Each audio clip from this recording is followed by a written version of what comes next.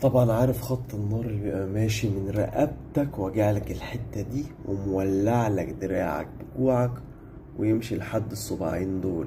عارف انت؟ ها، عارف الرسمة دي؟ ها، اللي تبقى ماشي هنا من الكوع وجع الصباعين دول، تنميل وحرقان فيهم وضعف في القبضة بتاعت الإيد، ماشي، بسبب خنقة العصب عند الفقرة السابعة.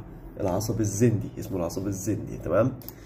العصب ده من كتر الضغط على الكوع ومن كتر القعدة الغلط على المكتب، يا إما يتضغط عند الرقبة يا إما يتضغط عند الكوع هنا، يسمع في الصباعين دول، وتلاقي الصباعين دول ضعاف.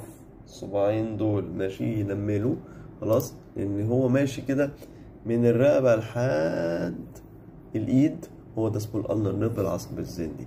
قعدتك على الديسك كده اهو، شايف الطريقة دي؟ انت هنا بتبقى خانق العصب هنا عند الكوع اهو، العصب بيعدي عند الكوع هنا، شايف؟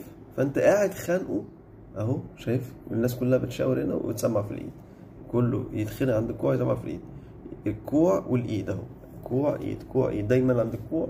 انت قاعد هنا عند الكوع هنا، يروح مسمع في ايديك. او الناس اللي بتقعد القعدة دي فبيروح دايس على العصب يسمع في ايديه. نحل المشكلة دي ازاي؟ تعال اقولك. اول حاجة لازم تفك العصب من هنا ومن الكوع ومن الرقبة. من عند الرقبة تمسك في الكرسي وترمي راسك كده عشان تفتح العصب من عند الرقبة، وتعمل كده وتثبت كده 15 ثانية 20 ثانية. تعمل كده 3-4 مرات في اليوم وسط قعدتك على المكتب.